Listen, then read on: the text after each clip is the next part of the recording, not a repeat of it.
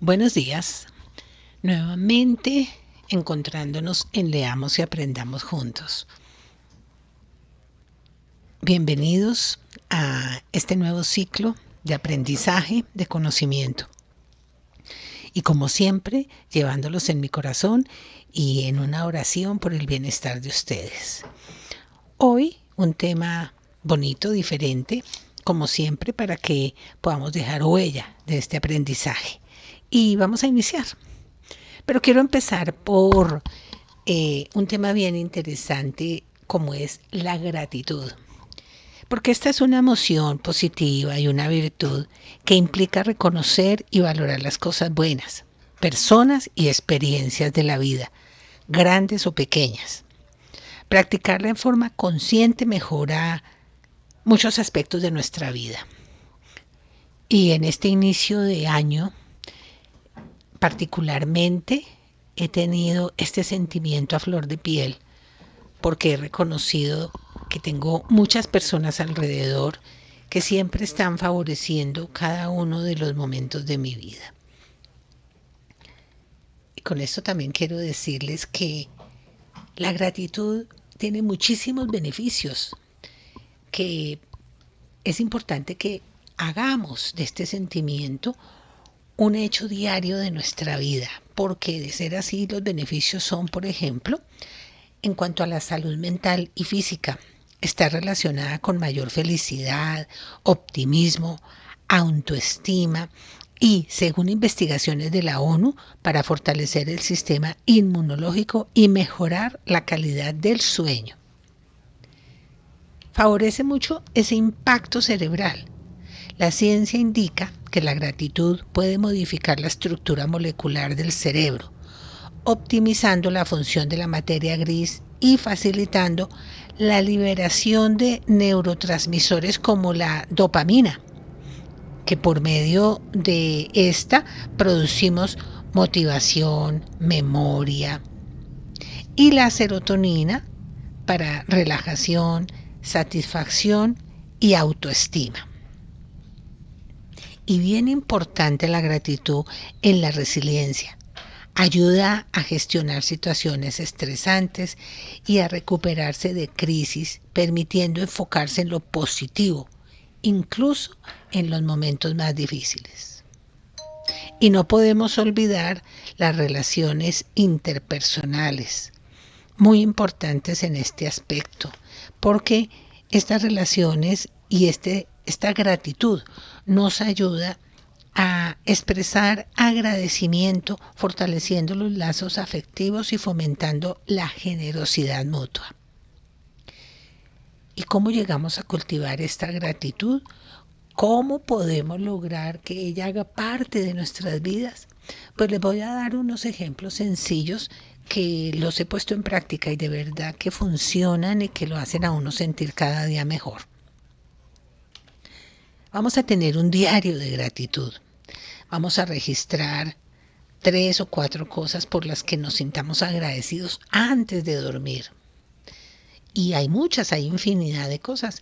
El solo hecho de tener techo, de tener el calor de una cobija, de haber tenido una cena.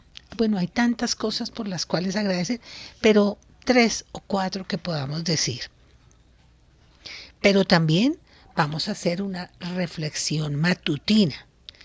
Iniciando el día, vamos a encontrar motivos para agradecer, para que nos aumente esa energía diaria. Gracias por el descanso, por la noche, por un nuevo día, por ver la luz de un nuevo día y sobre todo en compañía de los seres que más amamos. Vamos a hacer una expresión directa de esa gratitud, porque decir gracias es reconocer el esfuerzo de los demás. Y ojalá gracias a esas personas que no siempre están en el día a día. Por ejemplo, el conductor del bus. Buenos días, gracias. Gracias a la persona que nos atiende allí en un supermercado. Gracias a la persona que cuida de nosotros con su vigilancia. Gracias a la persona que está en nuestra casa haciéndonos compañía. porque a veces pensamos que nuestros compañeros del día a día no merecen nuestra gratitud porque así debe ser, deben estar ahí. Y no, todo tiene un sentido de gratitud. Y nos vamos a enfocar en lo cotidiano para valorar esos aspectos básicos, como por ejemplo mi casa, gracias por la lluvia, por mis amigos, por la música, por algo que me he podido, con lo que me he alimentado hoy. Y bien importante, gracias por ser quien soy. Si yo me valoro, me respeto, me amo, esos mismos sentimientos voy a tener hacia los demás. Porque la gratitud no es solo un sentimiento, sino una forma de vida que transforma la perspectiva hacia la abundancia en lugar de la carencia. Entonces no olvidemos siempre mantenernos en estado de gratitud. Y aquí un gracias especial a cada uno de ustedes por acompañarme, por estar siempre aquí pendientes de estos minuticos de enseñanza, de estos minutos de aprendizaje, de ese reconocimiento que siempre recibo de ustedes. Muchas, muchas gracias, muchas bendiciones. Y continuando con el tema de hoy, vamos a ver algunas mujeres que fueron influyentes y que las encontramos allí en la Biblia y que fueron influyentes por su fe, su liderazgo y su valentía. Y vamos a ver solo algunas porque son muchas, pero vamos a empezar por María, la madre de Jesús. María de Nazaret, una joven judía del siglo I, fue la madre terrenal de Jesús, elegida por Dios para concebir a su Hijo por obra del Espíritu Santo, y elegida para la misión de dar a luz al Salvador, mostrando obediencia y fe absoluta. María se desposa con José, quien la adoptó tras el anuncio del arcángel Gabriel. ¿Recuerdan? Ese anuncio perfecto que le da a ella, y ya su esposo José acepta este hermoso camino que los lleva a conducir la vida de Jesús. María, pues, ha sido reconocida como una mujer humilde, valiente y fiel, que aceptó el plan divino, criando a Jesús y acompañándolo en su ministerio, acompañándolo hasta la crucifixión. Allí, con ese dolor de madre, con ese amor de madre, con esa paciencia de madre, lo acompañó y respetó cada uno de sus momentos. Y por supuesto, después, María se vuelve aquella seguidora y guía, acompañando también a los apóstoles. Y esto pasa después de la resurrección. Entonces, como ven, María juega un papel importantísimo en este grupo de mujeres valientes y entregadas. Y tenemos a Sara, la esposa de Abraham. Sara, madre de la nación israelita, fundamental en la promesa de Dios, porque ella fue la esposa del patriarca Abraham. ¿Recuerdan? Y al estar allí, y debido a la esterilidad que ella tenía, le propone a Abraham tener un hijo con su esclava Agar. Y efectivamente tienen un hijo que es Ismael, lo que genera muchas tensiones entre ellas y entre la familia, resultando esto en la expulsión de Agar y de Ismael, y los expulsan de allí. Pero luego Jesús le regala a ella ese hijo que tanto había anhelado. El Señor le concede el milagro de concebir a su hijo Isaac, y ella es reconocida como la principal matriarca del pueblo de Israel, concebiendo un hijo milagrosamente a los 90 años. Así que esto es una situación de fe extrema, de tranquilidad extrema y de conocimiento. Es considerada ejemplo de fe y resistencia, porque ella logró demostrar que las limitaciones son humanas, no de Dios, porque tener un hijo a los 90 años y además poder tener el tiempo para estar al lado de él. Y tenemos a Esther, reina de Persia, que arriesgó su vida para salvar al pueblo judío de la destrucción. Esther, originalmente llamada Hadasa, fue una joven huérfana judía que se convirtió en reina de Persia cuando se casó con el rey Asuero. Su valentía y su fe fueron fundamentales para salvar al pueblo judío de un complot de exterminio que tenía planeado Amán. Amán era funcionario del rey y ordenó la muerte de todos los judíos del imperio. Pero aparece Mardoqueo, que persuadió a Esther para intervenir ante el rey, a pesar de que acercarse sin invitación era castigado con la muerte. Esther pidió ayuno a su pueblo y pronunció la célebre frase: si perezco, que perezca. Y es así como Esther, con mucha sabiduría, invitó al rey y a Amán a un banquete, revelando finalmente el complot de Amán. El rey ordenó ejecutarlo y emitió un nuevo decreto que permitió a los judíos defenderse.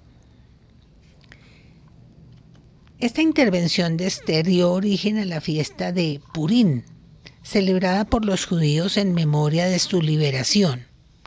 Esta fiesta se caracteriza por la lectura de la Megilá, que es el libro de Esther, donde se relata cómo esta reina y su primo Mardoqueo salvaron a los judíos de un decreto de exterminio dictado por Amán. Y se celebra con disfraces, banquetes, donaciones a los pobres y el intercambio de alimentos, celebrando así la victoria frente a la tiranía. Y nos encontramos a Ruth. Es una mujer moabita, que es un antiguo pueblo que habitaba en la región del este del Mar Muerto, una nación enemiga de Israel.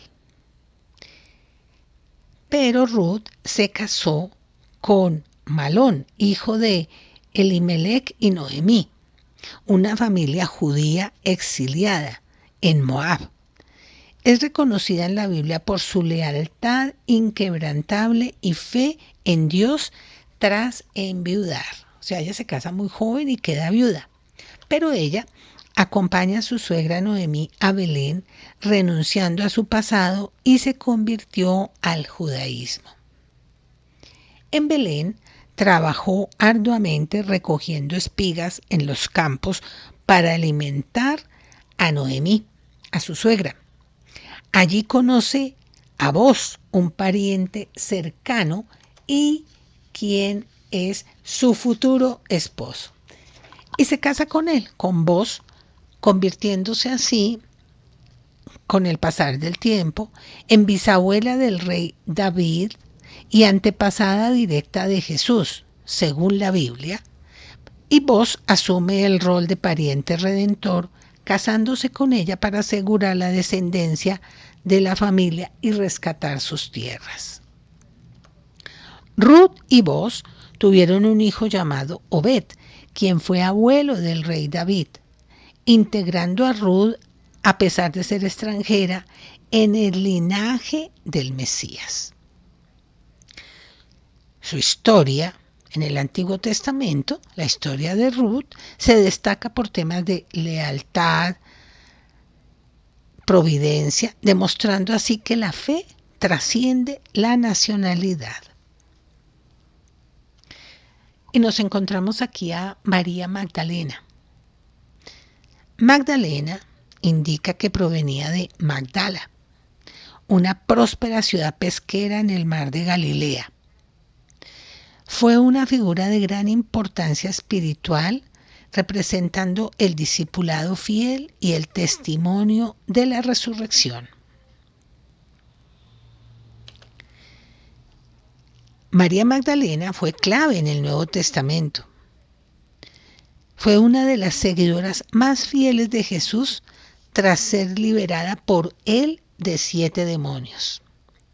En Lucas 8:2 encontramos la narración de cómo Jesús expulsó de ella 7 demonios, transformando su vida.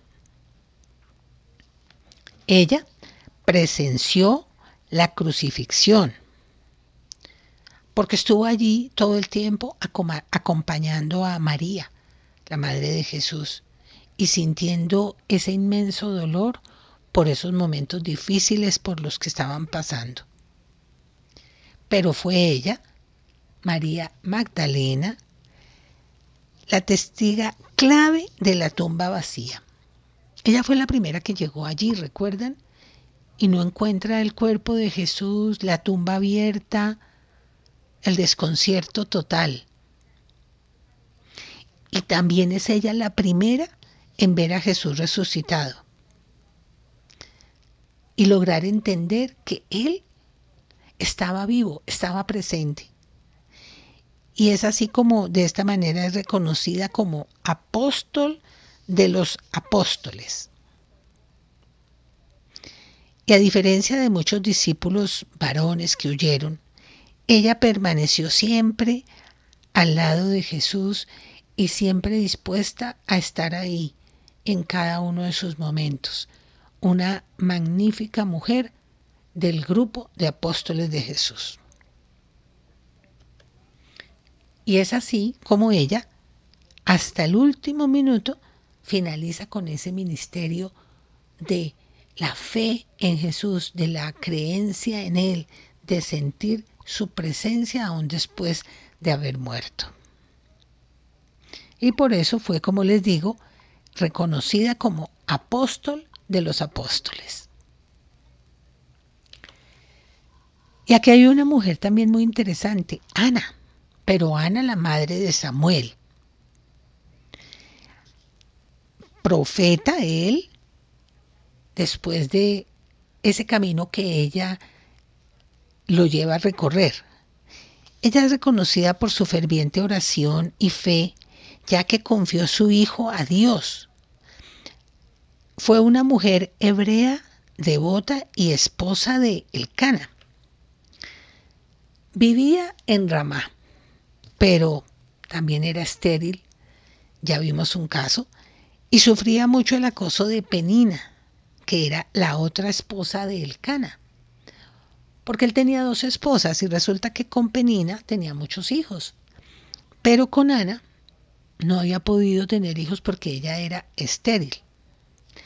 Así que ella se dirige al tabernáculo y se dedica a orar en silencio, y lo hace con tanta angustia que el sacerdote Elí, el sacerdote del tabernáculo, pensó que ella estaba ebria y habló con ella.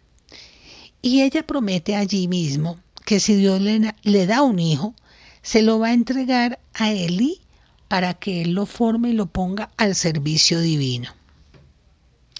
Y Dios la escuchó y ella concibió a Samuel, a quien llevó al tabernáculo muy pequeño y se lo entrega a Elí para su formación en la religión. Fue madre de 5 hijos más, 3 niños y 2 niñas. Y su historia subraya la fe, la perseverancia en la oración y la fidelidad a Dios. La historia de Samuel es muy bonita y se las voy a presentar en poco tiempo porque vamos allí a entender cómo este profeta, que se formó desde muy niño, llega a ser uno de los más eruditos en la formación de la religión y un profeta supremamente sabio y reconocido. Esta es Ana. Y tenemos a Miriam, la hermana de Moisés. ¿La recuerdan? Miriam fue líder profética durante el Éxodo y figura clave en la adoración hebrea. Miriam fue una figura bíblica prominente, hermana mayor de Moisés y Aarón, destacada como profetisa, líder y cantora en el Éxodo. Era alegre, cantaba mucho, bailaba mucho, y eso logró dejar en el ambiente unos momentos de tranquilidad durante este largo éxodo que tuvieron. Como niña, vigiló el canasto de su hermano Moisés en el Nilo y astutamente arregló que su madre lo amamantara para la hija del faraón, salvándole así su vida. Miriam es reconocida como profetisa, ya que fue la primera mujer en la Biblia en liderar la alabanza, guiando a las mujeres con panderos y danzas, celebrando la liberación de Egipto. Fue una figura fundamental junto a sus hermanos en el liderazgo del pueblo hebreo hacia la tierra prometida. Pero debido a los celos y al orgullo, ella criticó mucho a Moisés, lo que provocó que Dios la castigara con lepra. Pero Moisés intercedió por ella y fue sanada tras 7 días de aislamiento. Miriam es reconocida por su fe, su don musical y su valentía temprana. Y ahora tenemos a 2 hermanas con una historia preciosa, Marta y María, las hermanas de Lázaro. Amigas cercanas de Jesús, vivían en Betania. En una ocasión, mientras Jesús las visitaba, Marta se dedicó afanosamente a servirle a sus discípulos con gran hospitalidad. Sin embargo, su hermana María optó por sentarse a los pies de Jesús y escuchar atentamente sus palabras, dándole toda su atención. Molesta por la falta de ayuda de María, Marta le reclamó a Jesús. Él con amor reprendió a Marta por su ansiedad y preocupación excesiva, señalando que una sola cosa es necesaria: escuchar la palabra de Dios. Jesús afirmó que María escogió la mejor parte, sin menospreciar el servicio de Marta. Y es así como vamos escuchando en estas historias y en la vida de estas mujeres que el servicio es importante, el amor es importante, la entrega es importante, pero todo bajo la escucha de la palabra de Dios y estando en su presencia. Así que estas historias nos están llenando a nosotros de sabiduría, de reconocimiento. Y pues bien, leamos y aprendamos, siempre seguirá trayendo este tipo de mensajes, este tipo de aprendizaje. Y no olvidemos empezar a tener esos granitos de gratitud. Y si ya lo estamos haciendo, continuar, fomentar en otros, no dejar de hacerlos. Y es así como hoy doy gracias al Señor por permitirme llegar a ustedes, por permitirme dejar un granito de aprendizaje y por permitirme continuar acá. Nos veremos en una próxima actividad. Bendiciones para todos.